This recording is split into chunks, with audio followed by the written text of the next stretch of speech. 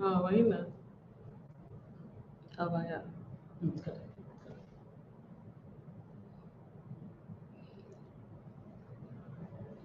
बिस्मिल्लाहिर्रहमानिर्रहीम।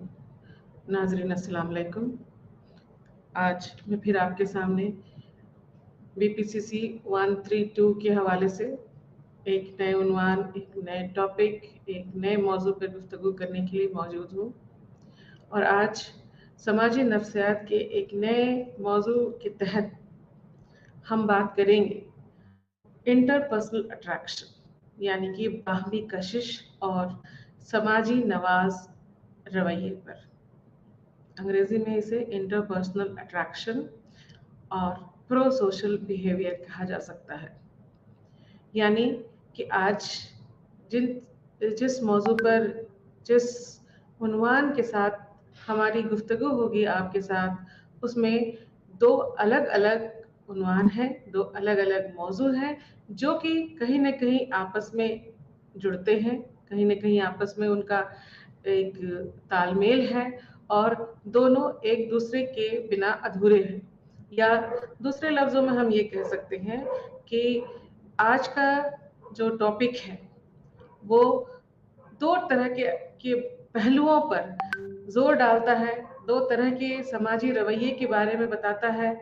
और जैसे कि आप लोगों ने पहले से भी पढ़ा है, हमारी भी आपके साथ गुफ्तगू हुई है,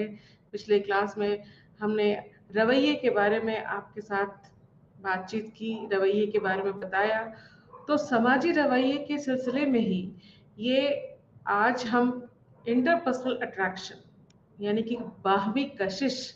और समाजी नवाज रवैये के बारे में बातचीत करेंगे, आप लोगों को इससे रूबरू करवाएंगे और इसके बारे में कुछ जानकारी आप लोगों को मिलेगी इंशाअल्लाह, जो आपके लिए ज़रूर मददगार साबित हो सकती है। तो सबसे पहले जो दिमाग में जो सवाल उठता है, जैसे ही हम इस उन्वान को आपके सामने रखते हैं कि इंटरपर्सनल अट्रैक्शन, दोनों उन्वान के बारे में हम अलग अलग ढंग से बात करेंगे। सबसे पहले हम बातचीत करेंगे इंटरपर्सनल अट्रैक्शन के बारे में। तो सब इंटरपर्सनल अट्रैक्शन या बाहमी कशिश जिसे हम कहते हैं, तो दिमाग में, हमारे जहन में जो सबसे पहला सवाल उठता है वो उठता है कि कशिश क्या है, अट्रैक्शन किस चीज को कहा जाता है। तो अट्रैक्शन या कशिश के लिए हम ये कह सकते हैं कि ऐसी कोई भी चीज जो हमें अपनी तरफ खींचती है या हम किसी चीज की तरफ खींचे चले जाते हैं, वो अट्रैक्शन होता है। अब वो अट्रैक्शन किसी चीज से हो सकता है, किसी इंसान से, किसी रवैये से, किसी सोच से, और किसी गोल के साथ हो सकता है कि हमें उस तरह का गोल हासिल करना है। अब उस खास एक गोल के पीछे अगर हम बार बार अपना ध्यान लगाते हैं या वो गोल हमें बार बार अपनी तरफ खींचता है, मिसाल के तौर पर हमने बचपन से देखा कि किसी डॉक्टर या किसी टीचर के तरफ या उनकी जो शख्सियत है उनसे हम बहुत ज़्यादा मुतासिर हो जाते हैं। तो हमारा ये गोल, हमारा ये मकसद हो जाता है कि हम भी इनके जैसे ही डॉक्टर बन सकते हैं, एक टीचर बन सकते हैं, एक उस्ताद की तरह हम अपनी ज़िंदगी को बिता सकते हैं। तो वो उनका जो प्रोफेशन है वो हमारा गोल हो जाता है और हमें उनका वो प्रोफेशन बार बार हम उनकी तरफ खींचता है। तो ये अट्रैक्शन या कशिश वो चीज़ होती है जो हमें अपनी तरफ खींचती है। और यही वजह है कि हम किसी खास चीज़ पर, किसी खास इंसान के साथ, किसी खास मौके को ज़्यादा तवज्जो देते हैं और किसी खास चीज़ को कम तवज्जो देते हैं। जो चीज़ हमें बहुत ज़्यादा अपनी तरफ खींचती है वो हमें पसंद आने लगती है। हम उसको छोड़ना या उससे इनकार करना पसंद नहीं करते हैं, बल्कि हम उसे पाना चाहते हैं या हम उसकी तरफ लगातार आगे बढ़ना चाहते हैं। तो अट्रैक्शन किसी भी चीज़ के साथ हो सकता है, लेकिन हमारा सवाल यहाँ ये है, समाजी नफ्सियात के तहत हम जिस टॉपिक पर, जिस मौजू की बात करना चाहते हैं, वो ये है कि इंटरपर्सनल अट्रैक्शन क्या है, यानी कि बाहमी कशिश क्या है। इंटरपर्सनल यानी कि एक इंसान का दूसरे इंसान के साथ एक पॉजिटिव लगाव, एक पॉजिटिव खिंचाव, यानी एक इंसान दूसरे इंसान को पसंद करता है, वो उसकी तरफ बढ़ना चाहता है, और इसी वजह से हम किसी खास इंसान को अपना दोस्त बनाते हैं, किसी खास इंसान से कुछ दूरी बनाते हैं, और किसी खास इंसान की तरफ आगे बढ़ते हैं या उनसे बातचीत करना पसंद करते हैं, उनके साथ मेल जोल बढ़ाना हमें अच्छा लगता है, या उनकी बातों से हम मुतासिर होते हैं, और इसी वजह से हम एक दूसरे के करीब या नजदीक आते हैं। तो इंटरपर्सनल अट्रैक्शन या बाहमी कशिश एक इंसान का दूसरे इंसान के लिए जो पॉजिटिव रवैया होता है वो कहलाता है, यानी कि हमारी जो शख्सियत है वो शख्सियत हमारी दूसरे की शख्सियत से मुतासिर होती है। और ज़्यादातर इसमें ऐसा देखा जाता है कि जब हम इंटरपर्सनल अट्रैक्शन की बात करते हैं तो हम बाहरी या जिस्मानी जो शख्सियत होती है उससे ज़्यादा मुतासिर होते हैं, किसी के उठने बैठने के तरीके से, किसी के रूप रंग से, किसी के बातचीत करने के तरीके से, किसी के पहनावे वगैरह को देख करके हम कुछ इतने ज़्यादा मुतासिर हो जाते हैं कि हम उनकी तरफ बढ़ना चाहते हैं, उन्हें अपने ज़िंदगी में शामिल करना चाहते हैं, या अपने अपने दोस्तों की दुनिया में उन्हें लाना चाहते हैं। तो मिला जुला करके हम ये कह सकते हैं कि बाहमी कशिश एक तरह का रवैया है। रवैया है इन द सेंस, हम इसको ये कह सकते हैं कि इस रवैये में सबसे पहले जो रवैया है, जो ये बिहेवियर है जिसे हम कह सकते हैं, वो बिहेवियर या वो रवैया ये होता है कि हम किसी एक इंसान के नजदीक आते हैं, या हम उसके साथ अपना ताल्लुक बढ़ाते हैं, या उसको अपने तरफ खींचने उसकी तरफ हम खींचते हैं, या उसे हम अपनी तरफ खींचते हैं। दूसरा इसका कंपोनेंट है वो कॉग्निटिव हो जाता है, यानी कि हम तब उस इंसान को उसके पॉजिटिव बिलीफ के साथ पसंद करते हैं, उस इंसान के बारे में जो हमारी जो सोच होती है वो बहुत पॉजिटिव होती है। हमें लगता है कि ये जिस इंसान को हमने अप्रोच किया, या जिस इंसान के साथ हम अपनी दोस्ती बढ़ाना जा रहे हैं, वो इंसान एक अच्छा इंसान है, वो इंसान गलत नहीं हो सकता है, वो एक मददगार इंसान है, वगैरह वगैरह। और अफेक्टिव कंपोनेंट जो कि रवैया का एक ही कंपोनेंट है, उसके अंदर ये बात आती है कि हम उस इंसान के जिस इंसान को हमने अप्रोच किया है उसके साथ जो हमारी फीलिंग होती है, जो हमारा एहसास होता है, वो भी पॉजिटिव होता है। तो ये कह सकते हैं कि बाहमी कशिश एक तरह का रवैया है जिसमें बिहेवियर, कॉग्निशन और अफेक्शन ये तीनों शामिल होता है, जिसकी वजह से हम किसी इंसान को चुनते हैं, उसके बारे में एक अच्छी सोच कायम करते हैं, और फिर उसके बारे में हम अच्छा महसूस भी करते हैं। बाहमी कशिश की तारीफ के सिलसिले में अगर हम ये बताना चाहें, या आप लोगों के साथ आप लोगों के जहन में ये बात आए कि बाहमी कशिश क्या है, ये तो समझ में बात आ जाती है, लेकिन बाहमी कशिश की तारीफ अगर करनी है तो वो कैसे की जाए। इसकी तारीफ के सिलसिले में ये कह सकते हैं कि ये एक टेंडेंसी है। किस तरह की टेंडेंसी है? एक तरह का रवैया है, टेंडेंसी है कि एक इंसान दूसरे इंसान को पॉजिटिव तरीके से, सही तरीके से, यानी कि अच्छे रवैये के तौर पर उसको अपनाता है, या उसको इवैल्यूएट करता है। या दूसरे लफ्ज में हम ये कह सकते हैं कि एक इंसान दूसरे इंसान को पसंदगी से नापसंदगी की तरफ ले जाता है, यानी कि पहले उसको पसंद करता है और बहुत ज्यादा पसंद करता है, और फिर उसको उसकी पसंदगी जो है वो फिर धीरे धीरे नापसंदगी में भले बदल सकती है, लेकिन उसका जो रवैया होता है कि एक इंसान दूसरे इंसान को जो उसको इवैल्यूएट करता है वो बहुत पॉजिटिव इवैल्यूएट करता है, या उसको बहुत सही तरीके से, उसका जो नजरिया होता है वो बहुत सही होता है। तो इस तरीके से हम यहाँ पर ये बता सकते हैं कि बाहमी कशिश की तारीफ में हम ये कह सकते हैं कि इंसान का दूसरे इंसान के साथ जो पॉजिटिव रवैया होता है वो बाहमी कशिश कहला सकता है। अब इसकी तारीफ के बाद हमारे सामने कुछ ऐसे फैक्टर्स, कुछ ऐसे अवामल इसके आते हैं जिसकी वजह से हम कशिश या बाहमी कशिश जो है वो होता है, या उस जो कशिश है वो मुतासिर होता है। तो इसके लिए कुछ अलग से फैक्टर हैं, वो बहुत सारे फैक्टर्स हो सकते हैं, जिसमें कि हमारे सबसे पहला जो फैक्टर हमने जैसे आपको बताया कि हम बाहरी तौर को देख करके ज्यादा मुतासिर होते हैं, या बाहरी या जिस्मानी तरीके को देखते हुए हम किसी इंसान के नजदीक आसानी से चले जाते हैं, या वो हमें अच्छा लगने लगता है वगैरह वगैरह। तो सबसे पहला जो फैक्टर है, जो सबसे पहला अमल है इसका, वो है फेशियल, यानी कि चेहरे का। अगर ये हम अपनी टेंडेंसी में देखते हैं, अपनी आदत में हम ये देखते हैं कि अच्छी शक्ल सूरत वालों के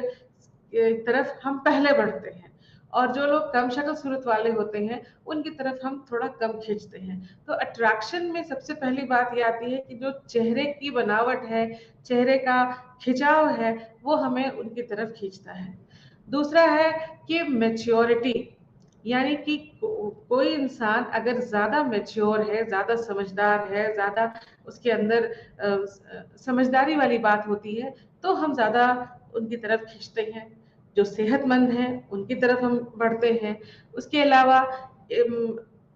कशिश को मुतासिर करने में आपके जिस्म का की जो महक या खुशबू होती है वो भी एक वजह बनती है कि अगर अच्छी खुशबू वाली महक आ रही है तो हम, जाहिर सी बात है, हम वहाँ बैठना, उनसे मिलना ज्यादा अच्छा लगता है, पसंद करते हैं। और अगर इसी के उलट अगर खुशबू अच्छी नहीं है, बदबू आती है, तो हम वहाँ पे बैठना पसंद नहीं करते हैं, या उनसे मिलना हम पसंद नहीं करते हैं। इसके इसके अलावा और भी बहुत सारे फैक्टर हैं, जैसे कि आपकी सेहत है, या आपका खान पान है किस तरीके के। और सबसे इसमें सबसे ज्यादा एक खास बात और है कि आपका मदद करने का जो रवैया है। कोई इंसान बहुत मददगार होता है और कोई इंसान कम मददगार होता है। तो जो इंसान बहुत हेल्पिंग है, मदद करने वाला है, तो जाहिर सी बात है कि हम उसकी तरफ ज्यादा रुजू होते हैं, उसकी तरफ हमारा झुकाव, हमारी जो कशिश है, हमारा जो खिंचाव है वो ज्यादा होता है। हमें लगने लगता है कि वो एक इंसान एक अच्छा इंसान है, उसके अंदर मदद का मादा है, वो मदद कर सकता है, तो हम उसकी तरफ बढ़ते हैं। इसके अलावा आपकी आवाज भी दूसरे को मुतासिर कर सकती है। आपकी अगर मीठी आवाज है, आपकी अच्छी आवाज है, साफ आवाज है, तो भी हम दूसरे की तरफ खींचते हैं, उनसे उनकी तरफ हमारा जो खिंचाव है, अट्रैक्शन है, वो बढ़ता है, और हम उनसे मिलना, उनसे बातचीत करना, या उन्हें अपने जिंदगी में शामिल करना ज्यादा पसंद करते हैं। इसके बाद कशिश के और जो खास फैक्टर है, जो अवामल है, उसमें माहिर नफ्सियात ने इसे 3 हिस्से में बांट दिया है। 3 हिस्से में बांटा इस तरीके से कि कुछ अंदरूनी अवामल है, कुछ बाहरी है, और कुछ इंटरैक्टिव है। तो सबसे पहले अंदरूनी जो अवामल है, इंटरनल जो डिटर्मिनेंट्स हैं, उनके बारे में हम गुफ्तगू करें कि उस इंटरनल डिटर्मिनेंट्स के तहत 2 तरीके की बातें आती हैं, 2 तरीके के फैक्टर्स या 2 तरीके के अमल जो है वो होते हैं, जिसमें कि है, पहला है नीड टू एफिलिएट, यानी कि अल्हाक की जरूरत, और जो दूसरा है वो है असर का बुनियादी किरदार, यानी असर। तो 2 बातें यहाँ पर आती हैं, एक है कि नीड टू एफिलिएट। तो पहली बात की तरफ अगर हम बढ़ते हैं, तो नीड टू एफिलिएट क्या है, यानी अल्हाक की जरूरत क्या चीज है। अल्हाक की जरूरत हमारी एक ऐसी टेंडेंसी है, हमारे अंदर की एक ऐसा मोटिवेशन है जो हमें समाज में बनाए रखने के लिए, या अपने आप को समाज में बने रहने के लिए बहुत जरूरत होती है। हमारी ये फितरत होती है, इंसानी ये फितरत है कि आप लोगों ने भी सुना होगा कि एक इंसान जो है वो अकेले नहीं रह सकता है, man can not live alone. तो वो अकेले क्यों नहीं रह सकता है? क्योंकि उसके अंदर ये टेंडेंसी है कि वो मिल के रहना चाहता है, वो एक दूसरे के साथ आपस में जुड़ करके रहना ज्यादा पसंद करता है। तो ये एक ऐसा मोटिव है, एक ऐसा फोर्स है जो हमें इस बात के लिए मजबूर करता है कि हम एक इंसान के साथ, एक इंसान या उससे ज्यादा इंसान के साथ एक अपना अच्छा रिश्ता बना के रखें, जिससे कि वो इंसान और हम या दूसरे इंसान आपस में एक दूसरे के साथ मिलजुल करके रह सकें। तो इसमें सबसे जो ज़रूरी बात ये होती है कि एक इंसान दूसरे इंसान से अलग होता है। यानी कि अगर आपके अंदर इस बात की टेंडेंसी ज्यादा है कि हमें ज्यादा लोगों के साथ रहना पसंद है, ज्यादा लोगों से मिलना जुलना अच्छा लगता है, तो ये जरूरी नहीं है कि दूसरे लोग भी ऐसा ही सोचें। ये सही है कि वो भी मिलना चाहते हैं, लेकिन ऐसा नहीं है, ऐसा नहीं होता है कि सभी लोग सब लोगों से ही एक जैसा ही मिलें या एक जैसा ही एक इंटरेक्शन या आपसे रिश्ता जो है वो कायम करें, ऐसा नहीं होता है। कुछ लोग बहुत ज्यादा मिलनसार होते हैं, कुछ लोग थोड़े कम मिलनसार होते हैं, कुछ लोग थोड़ा सा अकेलापन पसंद करते हैं और कुछ लोगों को अकेलापन बिल्कुल पसंद नहीं होता है। तो इसे हम एक इंसान का दूसरे इंसान से फर्क कह सकते हैं कि इंडिविजुअल डिफरेंस की वजह से ऐसा होता है कि एक इंसान जो है वो दूसरे इंसान से बहुत ज्यादा मिलना जुलना चाहता है और दूसरा इंसान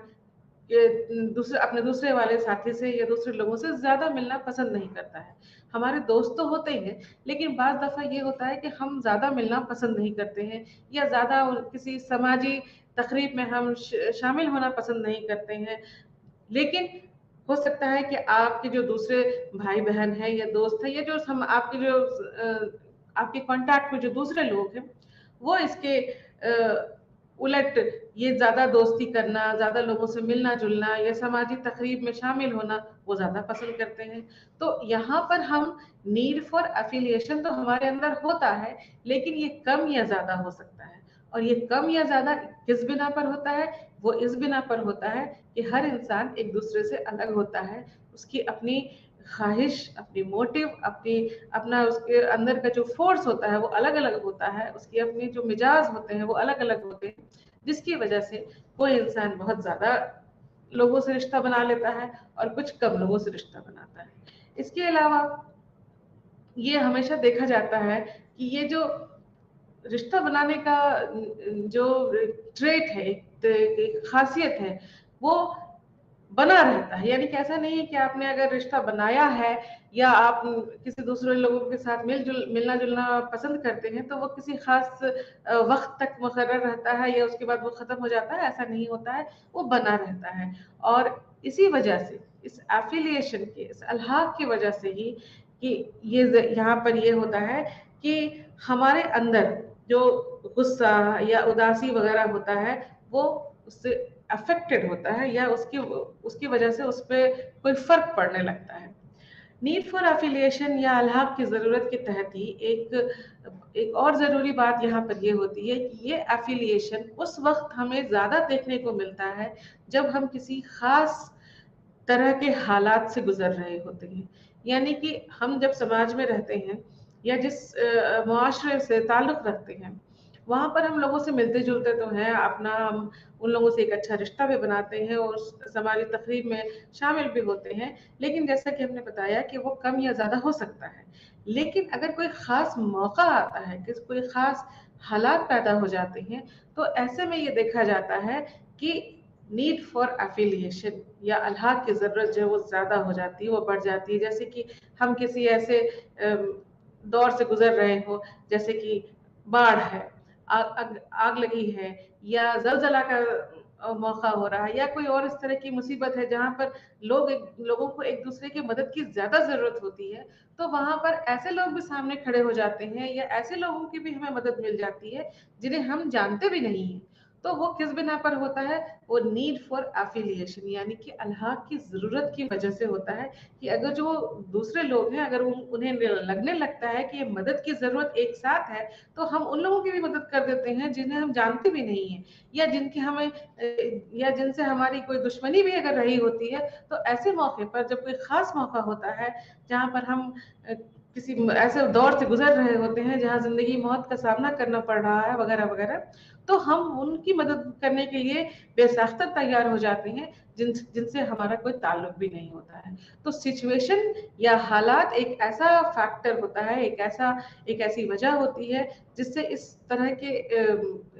अलहाक की जरूरत जो है उसमें ज्यादा होती है और इस फैक्टर को ज्यादा बल मिलता है। अल्लाह की जरूरत के बाद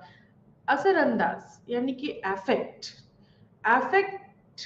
का हमारे अट्रैक्शन पर या हमारे इंटरपर्सनल रिलेशन पर क्या फर्क पड़ता है, यानी कि हम अफेक्ट क्या चीज है। तो हम किसी चीज को जब पसंद करते हैं या हम नापसंद करते हैं, दो बातें होती है, या तो हम किसी चीज को पसंद करते हैं या हम किसी चीज को नापसंद करते हैं। तो इसका मतलब कि ये हमारे एक ऐसा इमोशनल स्टेट होता है जहां पर हम लोगों को के बीच में उनके देखने समझने के रवैये, एक इंसान का दूसरे इंसान की तरफ उनका जो रवैया होता है, उनको उनकी सोचने समझने की जो सलाहियत होती है, उसकी तरफ हमारी पसंदगी या नापसंदगी होती है, जिसको जो कि हम ये कह सकते हैं कि इसके दो तरीके की खासियत है। खासियत ये है कि एक इसकी इंटेंसिटी होती है, यानी कि इसमें तेजी कितनी है, और इसका एक रुख क्या है, डायरेक्शन क्या है इसका, यानी कि कम या ज्यादा हो सकता है। इंटेंसिटी का से मुराद यहाँ पर है कि वो कम या ज्यादा हो सकता है, और डायरेक्शन का मतलब हो सकता है कि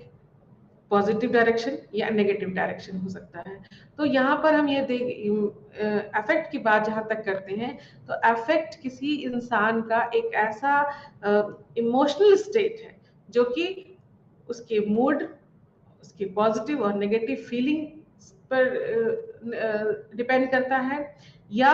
हम ये कह सकते हैं कि इसके जो इसकी जो दो खासियत हैं, वो इसकी खासियत है कि इसकी ताकत कितनी है और इसका जो रुख है वो कैसा है, यानी कि पॉजिटिव है या नेगेटिव है। अफेक्ट के बाद ये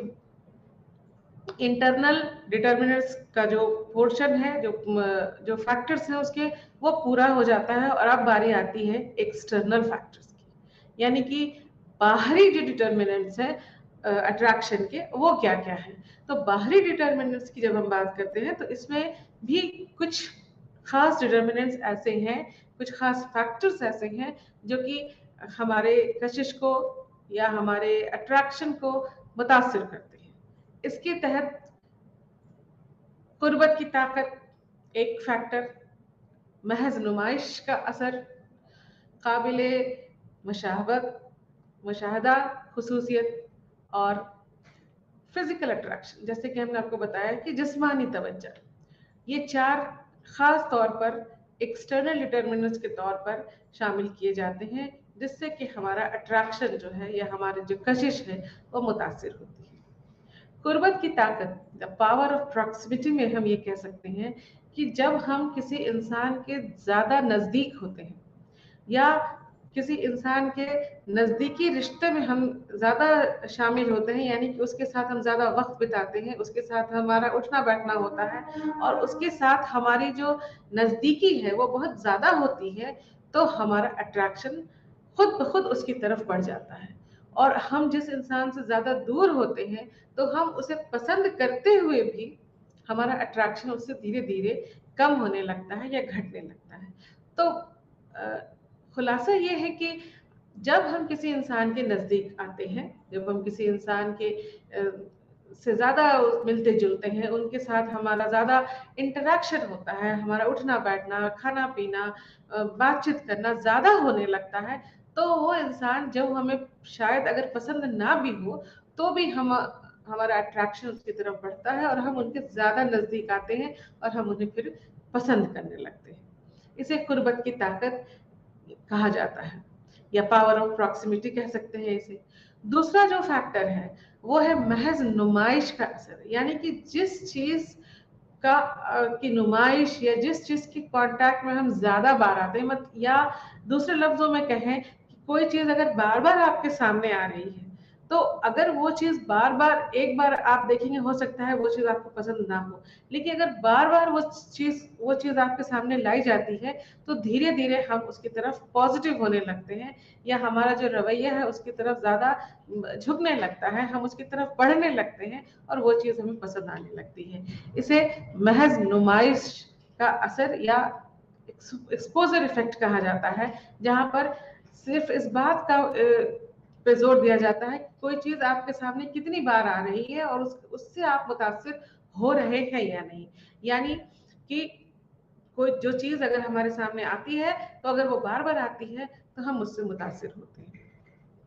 इसके बाद काबिल मुशाहिदा की जो खुसूसियात हैं, वो खुसूसियात ये बताती है कि कुछ ऐसी खुसूसियात हैं जो कि हम खुद उसको ऑब्जर्व करते हैं, खुद उसको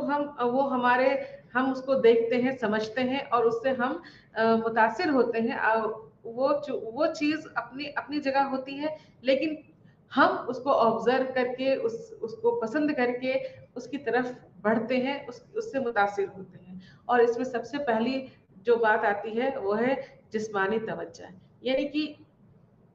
किसी की अच्छी शक्ल, किसी की अच्छी ऊंचाई, किसी की अच्छी सेहत, किसी का अच्छा पहनावा, किसी की अच्छी बातचीत करने का ढंग, किसी की अच्छी सोच, किसी का अखलाकमंद रवैया, किसी का हेल्पिंग बिहेवियर, यानी कि कोई जो अगर आपको मदद करता है तो वगैरह वगैरह, ये सारी बातें इस तरह की ऐसी होती हैं जो हमें अपनी तरफ खींचती है। और इसमें जिस्मानी तवज्जो की जब हम बात करते हैं तो ये एक ऐसा फैक्टर है जिसमें कि हम बाहरी तौर से जो हमें ज्यादा अच्छा लगता है, ज्यादा खुशनुमा दिखता है, चाहे वो इंसान हो या कोई सामान हो या कोई ऐसी जगह हो जो हमें ज्यादा देखने में पसंद आता है या देखने में हमें मुतासिर करता है, हम उसकी तरफ ज्यादा बढ़ते हैं। तो जो लोग देखने सुनने में ज्यादा अच्छे होते हैं वो इससे इस तरह से इस रवैये के तहत आते हैं कि जिसमें कि हम सिर्फ उनके बाहरी या जिस्मानी शक्ल सूरत पर जाकर के उनकी तरफ अपनी कोई राय कायम करते हैं, चाहे वो राय सही हो या फिर गलत हो। कि उसके अगर कोई बहुत ज्यादा लंबा है कोई इंसान, तो हम उसके उसके लिए ये राय कर सकते हैं कि वो इतना ज्यादा लंबा है कि वो हमारे मुआशरे में फिट नहीं बैठता है। तो ये और अगर जो हमारे हाइट का है या हमारे कदो कामत से मेल खाता हो सकता है हम उसकी तरफ ज्यादा मुतासिर हो, क्योंकि वो हमारे सोसाइटी में, हमारे मुआशरे में ज्यादा मेल खाता है। इसलिए बाहरी जो रवैया है या बाहरी जो जिस्मानी तवज्जो है वो एक ऐसा फैक्टर है जो हमारे अट्रैक्शन को, हमारे कशिश को मुतासिर करता है। अंदरूनी और बाहरी डिटर्मिनेंट्स को जानने के बाद एक तीसरा डिटर्मिनेंट भी है जिसे इंटरैक्टिव डिटर्मिनेंट्स कहा जाता है, यानी कि आपस में हमारा जो इंटरैक्शन होता है उसमें कौन कौन से ऐसे फैक्टर होते हैं जो कि जिसकी वजह से हमारा इंटरैक्शन जो है या हमारा अट्रैक्शन जो है किसी इंसान के लिए या किसी सामान के लिए, किसी जगह के लिए वो ज्यादा होता है। तो इसमें भी बहुत सारे अलग अलग फैक्टर्स हैं जो कि खास खास कुछ जो फैक्टर्स हैं, जो खास खास जो कुछ इसके अमल हैं, वो यहाँ पर आपके सामने स्लाइड में आपको एक एक करके हम दिखाते हैं और उस पर हमारी गुफ्तगू होगी। जिसमें सबसे पहली जो स्लाइड है आपके सामने, आप यहाँ पर ये देख सकते हैं कि इसमें ममासलत यानी कि सिमिलैरिटी को पे जोर दिया गया है। कि ममासलत या सिमिलैरिटी की जब हम बात करते हैं तो हमने जैसे अभी आपसे कहा कि हम उसकी तरफ खींचते हैं जो हमें अच्छा लगता है, जो हमें पसंद आता है। तो पसंद आने के लिए ये जरूरी है कि हम अगर ज्यादा एक दूसरे से मैच करते हैं, एक दूसरे से मेल खाते हैं, तो हम उस चीज को ज्यादा पसंद करते हैं। अगर आप दोस्त किसी को बनाते हैं तो आप ज्यादातर दोस्त वैसे लोगों को ही बनाते हैं जो आपसे मेल खाते हो, आपसे बातचीत करने में, आपके रवैये से, आपके दिमागी सलाहियत से, आपके मूड से, आपके रवैये से। अगर ज्यादा मेल खाने वाले होते हैं तो हम तुरंत हमारी दोस्ती उनसे हो जाती है, चाहे उनको हम अच्छी तरह से जानते हो या नहीं जानते हो। लेकिन अगर ममासलत की बात आती है तो उसकी वजह से हम इतने ज्यादा मुतासिर हो जाते हैं कि हम उनकी तरफ खींचने लगते हैं और उनको उनसे हम अट्रैक्ट हो जाते हैं। ममासलत का जो प्रोपोर्शन है कि कैसे की प्रोपोर्शन क्या है इसका, तो जो आप लोगों ने एक अंग्रेजी का एक फ्रेज, एक मुहावरा सुना होगा कि birds of a same feather flocks together, यानी कि एक जैसे जिनके पंख होते हैं वो साथ साथ उड़ते हैं, या हम इसको दूसरे लफ्जों में ये कह सकते हैं कि जो जो लोग एक जैसे होते हैं वो ज्यादा एक दूसरे को पसंद करते हैं, ज्यादा उनकी दोस्ती होती है, ज्यादा वो एक दूसरे से मिलना चाहते हैं। तो यहाँ पर जो इनका जो प्रोपोर्शन होता है वो ये प्रोपोर्शन या जो तनासब है वो ये है कि जितनी जो सोच है उनकी, जिस टॉपिक पे वो बात करते हैं, या जो उनका जो उनकी सोच है उसको हम उस टॉपिक से डिवाइड कर देते हैं, बांट के जब देखते हैं तो हमें ये लगता है, हमें ये पता चलता है कि जिस तरह अगर एक इंसान जैसा सोचता है, अगर दूसरा इंसान भी वैसा सोचता है, तो वहां पर उनका जो अट्रैक्शन है वो ज्यादा होता है। यानी कि तब हम ये कह सकते हैं कि अगर सिमिलैरिटी है, दो लोगों के बीच में ममासलत है, तो वहां पर अट्रैक्शन जो है वो ज्यादा होगा, ना कि कम होगा। और अगर सिमिलैरिटी नहीं है, यानी कि दो लोग एक दूसरे से मेल नहीं खाते हैं, मान लें मिसाल के तौर पे कि कोई बहुत लंबा है, कोई बहुत छोटा है, या कोई बहुत मोटा है, कोई बहुत पतला है, या काला है या गोरा है, वगैरह वगैरह, तो या एक दूसरे कौम से ताल्लुक रखता है, कोई और दूसरे कौम से ताल्लुक रखता है, तो यहाँ पर सिमिलैरिटी नहीं होने की वजह से हो सकता है कि यहाँ पर जो कशिश है वो उसका जो प्रोपोर्शन है वो कुछ कम हो, उसका जो खिंचाव हो वो कुछ कम हो। लेकिन अगर ममासलत होती है तो अचानक से तुरंत बहुत जल्दी लोग एक दूसरे के नजदीक आ जाते हैं और एक दूसरे से तालमेल जो है वो बना लेते हैं। इस कड़ी में जो दूसरा स्लाइड आपके सामने है वो है रिपल्सन हाइपोथेसिस। यानी रिपल्शन हाइपोथेसिस ये बताता है कि सिमिलैरिटी की वजह से हम एक दूसरे के नजदीक या एक दूसरे के खिंचाव में नहीं आते हैं, एक दूसरे से अट्रैक्शन में हम नहीं आते हैं, बल्कि डिसिमिलैरिटी की वजह से हम आते हैं कि अलग क्या है। तो ये दूसरे लफ्जों में हम ये कह सकते हैं, आप अपने स्लाइड में भी यहाँ पर देख सकते हैं कि इंटरपर्सनल अट्रैक्शन या इंटरपर्सनल जो हमारा एक दूसरे के साथ जो रवैया होता है उसमें अट्रैक्शन और रिपल्शन में क्या होता है। अट्रैक्शन में क्या होता है कि दो या दो से ज्यादा लोग एक दूसरे को आप अपनी तरफ खींचते हैं, और रिपल्शन में होता है कि दो या उससे ज्यादा लोग दोनों से अलग होते हैं। तो यहाँ पर रिपल्शन जो थ्योरी है वो ये बताती है कि ये हमारा जो अट्रैक्शन होता है उस सिमिलैरिटी की वजह से नहीं, बल्कि डिससिमिलैरिटी की वजह से हम एक नेगेटिव एटीट्यूड या एक नेगेटिव जो रवैया है वो हम पैदा कर लेते हैं, जिसकी वजह से हमारा जो तालमेल है या हमारा जो अट्रैक्शन है वो कम हो जाता है, और हम फिर उससे परहेज करते हैं या दूरी बना लेते हैं। तो सिमिलैरिटी और रिपल्शन ये दो एक दूसरे के उलट, इसको हम ये कह सकते हैं कि सिमिलैरिटी ये बताता है कि जब दो लोग एक जैसे हो तो एक दूसरे की तरफ खींचते हैं, और रिपल्शन हाइपोथेसिस ये बताता है कि हम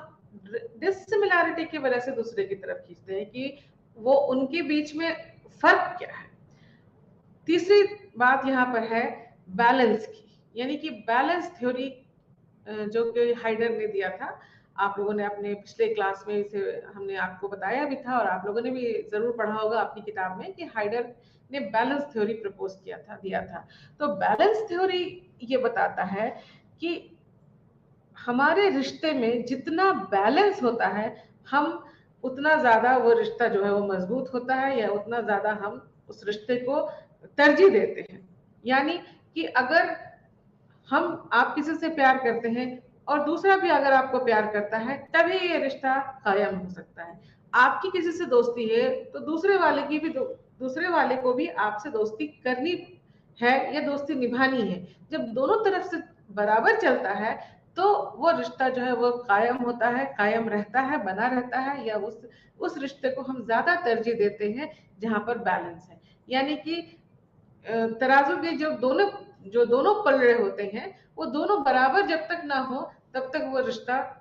या वो रवैया जो है वो मजबूत नहीं हो सकता है, या उसमें कामयाबी नहीं हो सकती है। तो यहाँ पर इंटरैक्टिव जो फैक्टर है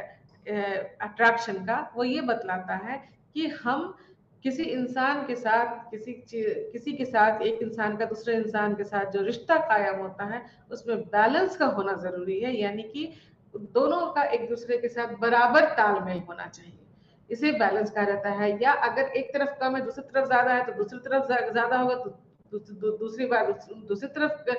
कम होगा। इस तरह से दोनों में बैलेंस होना जरूरी है। तो बैलेंस की वजह से रिश्ता जो है वो बना रह सकता है, वो एक बहुत बड़ा फैक्टर है।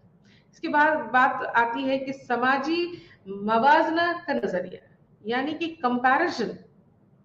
एक दूसरे से हम अपना जब मुकाबला करते हैं कि हम कैसे हैं। आप यहाँ पर स्लाइड में देख सकते हैं कि दो बच्ची है, दोनों अपनी जो ऊंचाई है वो देख रही है कि उसकी ऊंचाई ज्यादा है या हमारी ऊंचाई। वो दोनों एक दूसरे को नाप रहे हैं यहाँ पर। तो हम यहाँ पर यहाँ पर जो सोशल कंपैरिजन थ्योरी है वो इस बात की सिफारिश करता है कि हम अपने बारे में जो भी इवैल्यूएशन करते हैं या अपने बारे में जो नजरिया कायम करते हैं, तो ये कंपेयर करके करते हैं, ये दूसरे से तालमेल, दूसरे से मुकाबला करके ये देखते हैं कि हम हमारे रवैये में, हमारी इसमें क्वालिटी में हमारी खासियत क्या है, जो हमारी सोच है उसमें दूसरे से कितना ज्यादा तालमेल है। तो वो जितना ज्यादा तालमेल होता है या जो अगर बराबर होता है तो वो रिश्ता जो है वो ज्यादा मजबूत रिश्ता होता है, या उस रिश्ते में ज्यादा खिंचाव होता है, ज्यादा अट्रैक्शन होता है। इसके बाद बाहमी पसंदगी, जिसे अंग्रेजी में रेसिप्रोसिटी कहते हैं। रेसिप्रोसिटी, रेसिप्रोसिटी का मतलब क्या है, इसको अगर हम आम बोलचाल की जुबान में अगर आपके साथ शेयर करना चाहें तो हम ये कह सकते हैं कि जैसा हम सोचे वैसा ही दूसरा सोचे। कि यानी कि जैसा अगर हमने अगर आपसे कहा, आपको अगर हम ईद की मुबारकबाद देते हैं तो हम आपसे ये उम्मीद करते हैं कि आप बदले में हमें ईद की मुबारक दें, यानी कि आप भी वही कहें कि आपको भी ईद मुबारक हो। अगर हमने ये कहा कि ईद आपको ईद बहुत बहुत मुबारक हो, तो आप बदले में ये कहेंगे कि हाँ आपको भी ईद बहुत बहुत मुबारक हो। अगर आपने नहीं कहा तो हो सकता है कि अगली बार हम ऐसा आपको दोबारा नहीं कहेंगे, या हमारे अंदर एक नेगेटिव फीलिंग पैदा हो जाती है कि हमने इनको बहुत अच्छे से ईद की मुबारकबाद दी, लेकिन इन्होंने हमें जवाब में नहीं दिया। इसका मतलब कि ये हमसे रिश्ता रखना नहीं चाहते हैं, या ये हमारी खुशी में ज्यादा खुश नहीं हुए, वगैरह वगैरह। तो हम यहाँ पर ये रेसिप्रोसिटी की जो थ्योरी है वो ये होती है कि जितने आपस में जो हमारे जो फीलिंग, जो हमारे जो एहसास होते हैं और हमारा जो रवैया होता है, वो आपस में एक दूसरे से बराबर तरीके से वो एक्सचेंज हो। उसमें वो हम जैसा दें, आप वैसा भी, आपकी तरफ से भी वैसा ही अगर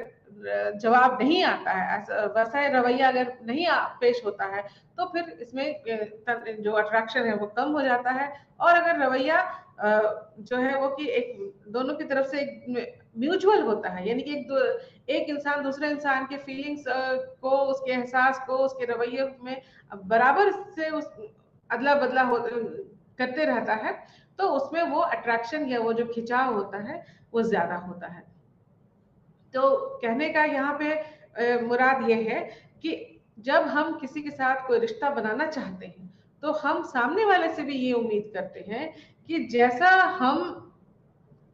आपके साथ बर्ताव कर रहे हैं या जिस तरीके के रवैया हम पेश कर रहे हैं, वैसा ही रवैया हमें दूसरी तरफ से भी मिले। अगर दूसरी तरफ से नहीं मिलता है, मिसाल के तौर पर आप किसी से दोस्ती करना चाहें और आप बार बार उसे दोस्ती के लिए हाथ बढ़ाते हैं और दूसरी तरफ से आपको वैसा वैसा जवाब या वैसा रिस्पॉन्स नहीं मिलता है, तो नतीजा क्या होता है? नतीजा ये होता है कि हम ये मान लेते हैं कि जो दूसरा इंसान है जिससे हम दोस्ती करना चाह रहे हैं, वो हमसे दोस्ती नहीं करना चाहता है, इसलिए उसका जो रवैया है वो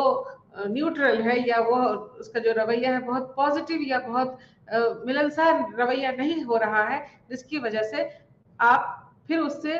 पीछे खींचने लगते हैं, यानी कि आप उसकी तरफ नहीं बढ़ते हैं, उससे अलग हटने लगते हैं। तो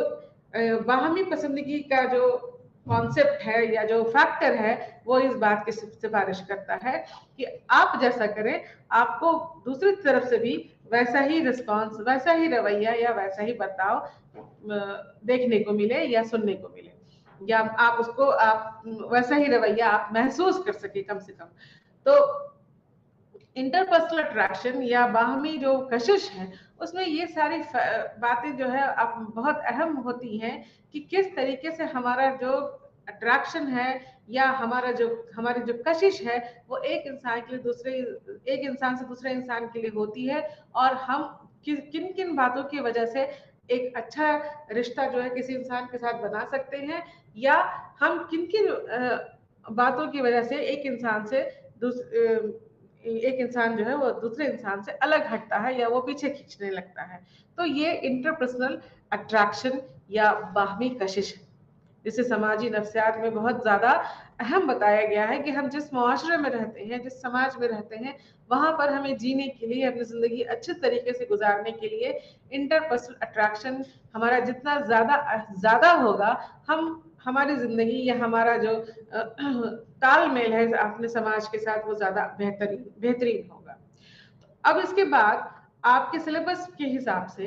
यहाँ पर एक टॉपिक या एक उन्वान जिसकी चर्चा हमने पहले ही की थी कि और है, जिसे हम समाजी रवैया कहते हैं, प्रो सोशल बिहेवियर। समाजी रवैया का से मुराद यहाँ पर ये है कि ऐसा रवैया जो समाज से ताल्लुक रखता हो। अगर जनरल या बोलचाल की जुबान में हम ये बात कहें कि समाजी रवैया क्या है, तो समाजी रवैया वो रवैया है जो हमारे समाज से ताल्लुक रखता है या हमारे समाज के लिए होता है, या हम ये कह सकते हैं कि समाज में रहने के लिए, समाज में बने रहने के लिए इस तरह का रवैया करना जरूरी होता है, जिसे हम अंग्रेजी में प्रो सोशल बिहेवियर कहते हैं। तब तुरंत हमारे जहन में ये फिर से सवाल उठता है कि तब फिर ये प्रो सोशल या समाजी रवैया क्या है? समाजी रवैया वो रवैया है कि जिसमें हम किसी दूसरे इंसान के लिए अपनी खुशी से आगे बढ़ करके उसकी मदद को तैयार रहते हैं।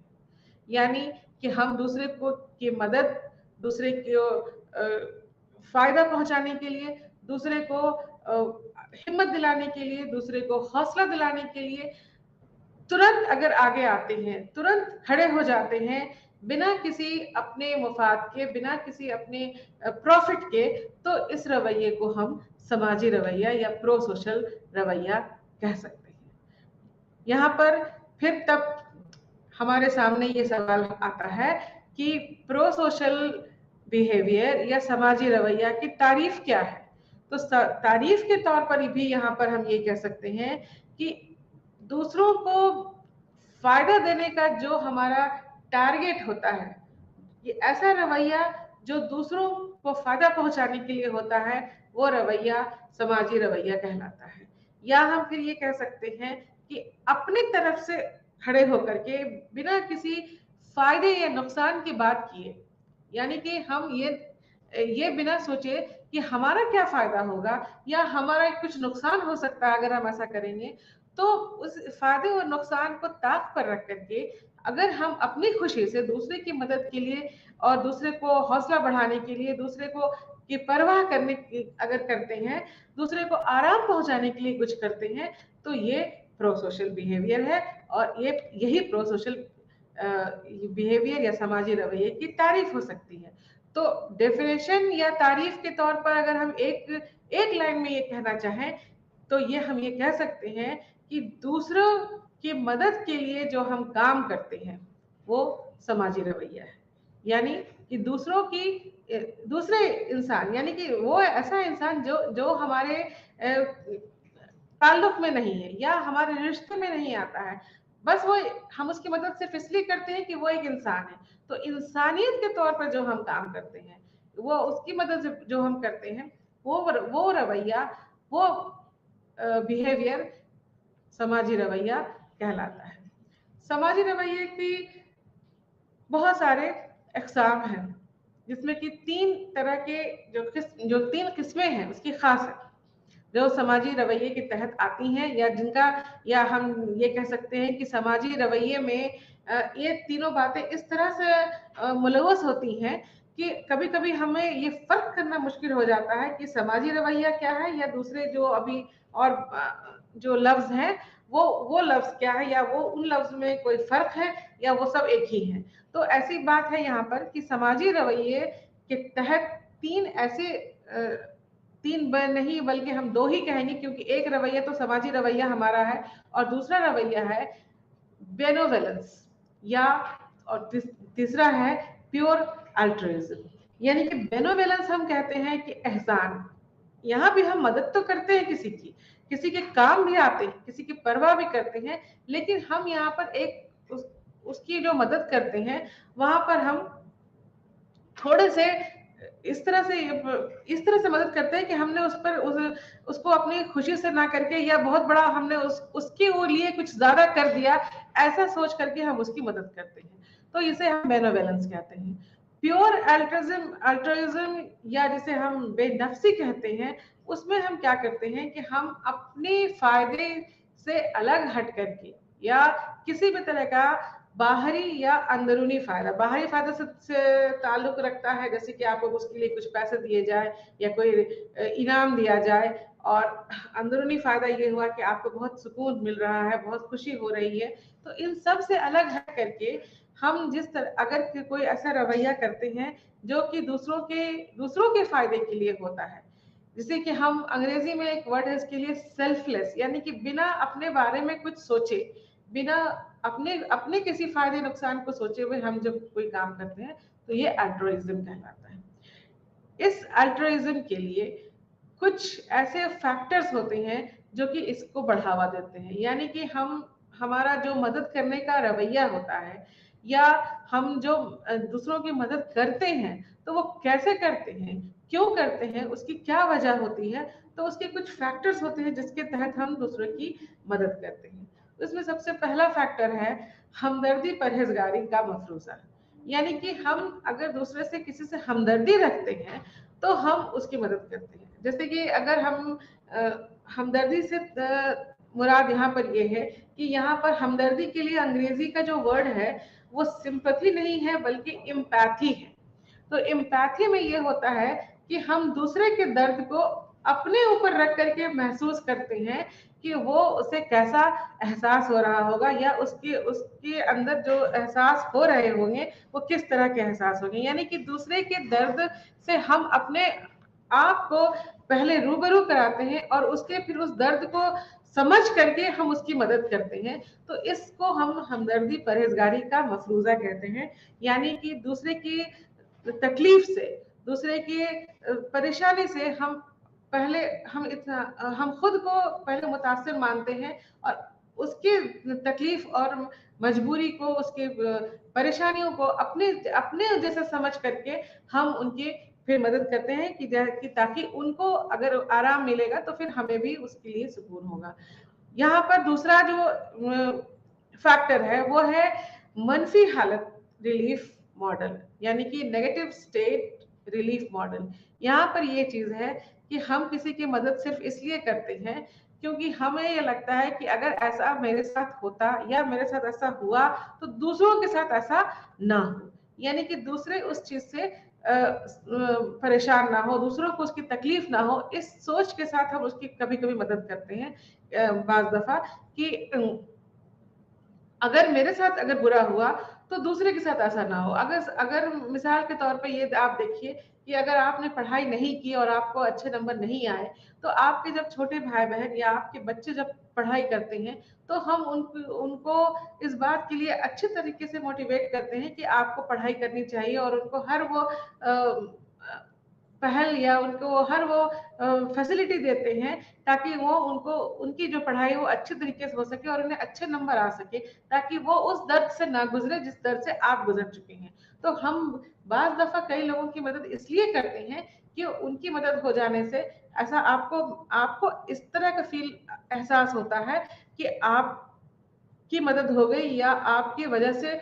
या उनको मदद करके आपको कुछ सुकून मिला। जैसे अगर कोई ऐसा इंसान है जो कोई बेघर है,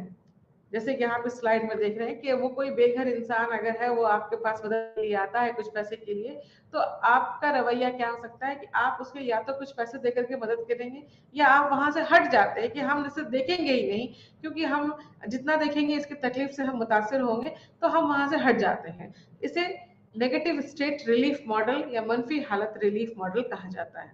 इसके बाद empathetic Joy hypothesis, empathetic Joy hypothesis यानी कि हमदर्दी खुशी का मफरूजा। यहाँ पर हम हमदर्दी के तहत अपने अपने आप को, हमदर्दी के तहत जो मदद करते हैं उससे हमें खुशी तो मिलती है, बल्कि खुशी से ज्यादा आपको एक कामयाबी का एहसास होता है। आप दूसरे की मदद करके ऐसा महसूस करते हैं कि आपने कुछ ऐसा काम कर लिया जिससे कि आपको बहुत ज्यादा कामयाबी मिल गई हो, आपको बहुत ज्यादा खुशी का एहसास होता है। इसे एम्पैथेटिक जॉय हाइपोथेसिस या फिर हमदर्दी खुशी का मफरूजा कहा जाता है। इसके बाद मदद करने का एक और वाजा है जिसे हम कह सकते हैं कॉम्पिटिटिव अल्ट्रुइज्म, यानी कि मसाबकती परहेजगारी। कॉम्पिटिटिव अल्ट्रुइज्म में क्या है, आप अपने स्लाइड में देख सकते हैं नाजरीन, कि यहाँ पर बंदर है, दो बंदर हैं और दोनों अपने जो छोटे जो उनके जो बच्चे हैं, जो उसका बच्चा है, उसके बालों में वो जो जो उनकी जो आदत है, जो उनकी जो टेंडेंसी होती है, उसके मुताबिक वो उसके बालों में वो जू खोज रहे हैं, ढूंढ रहे हैं। तो एक कर रहा है इसलिए दूसरा भी करेगा। तो यहाँ पर कॉम्पिटिटिव अल्ट्रुइज्म ये है कि उसने किया, उसने मदद कर दिया तो हमें भी मदद करनी है। अगर आपके गली में कोई चंदा मांगने आता है, किसी गरीब लड़की की शादी हो रही है, तो उसके लिए कुछ लोग कुछ रकम जमा कर रहे हैं। मिसाल के तौर पर यहाँ पर हम ये बताना चाहेंगे कि कुछ लोग रकम जमा करने के लिए आते हैं, तो आपके घर में जब आते हैं तो आपको बताया जाता है कि भाई ऐसी ऐसी बात है, हम उसकी शादी है, किसी गरीब बच्ची है, उसकी शादी करने के लिए कुछ हम लोग रकम जमा कर रहे हैं। दूसरे उस घर वालों ने इतना दिया, उसने उतना दिया, उसने इतना दिया। तो ये सुन करके आपका जो रवैया है वो बदल जाता है, या आप भी उतने ही मोटिवेटेड हो जाते हैं कि भाई सबने जब इतना दिया है तो हमें भी इतना करना चाहिए। इसे कॉम्पिटिटिव अल्ट्रुइज्म कहा जाता है कि जो जो दूसरे अगर करे तो हमें भी वो करने के लिए मजबूर हो जाते हैं, या हम करने के लिए हमें करना अच्छा लगने लगता है। इसके बाद रिश्तेदारों के इंतखाब का नजरिया, किन सिलेक्शन थ्योरी, ये बहुत मशहूर थ्योरी है ये, कि जिसमें हम ये देखते हैं कि हमारी जो मदद होती है उसमें हम पहल किसे करते हैं। हमारी जो पहल होती है वो उन लोगों के लिए होती है जो हमारे अपने हों, किसी भी वजह से हमारे अपने हो, हमारे रिश्तेदार हो सकते हैं, हमारे अपने जात के हो सकते हैं, हमारे अपनी बिरादरी के हो सकते हैं, हमारे अपने इसके जेंडर के हो सकते हैं, वगैरह वगैरह। तो यहाँ पर जैसे कि मिसाल के तौर पर अगर ये देखिए, जैसा कि आप नेक्स्ट स्लाइड में भी देख सकते हैं कि अगर आपके घर में आग लगी है, आपके घर में आग लगी है और उस घर में आपका दोस्त है, आपके भाई है और आपके घर में काम करने वाली जो आती है वो है, आपकी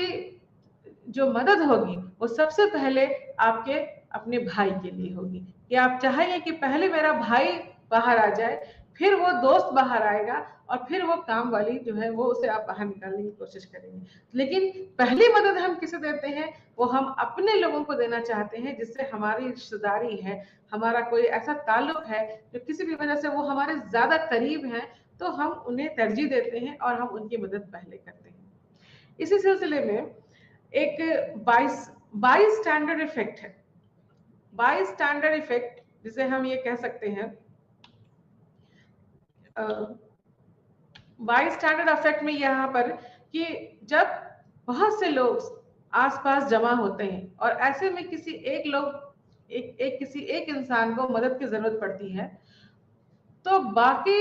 जितने लोग वहां पे खड़े होते हैं, जिस इंसान को मदद की जरूरत है वो मदद के लिए छटपटा रहा होता है, और उसे देखने वाले जितने लोग आसपास होते हैं वो सिर्फ इसलिए उसे नजरअंदाज करके चले गुजर जाते हैं कि मैं क्यों, वो कर देगा। या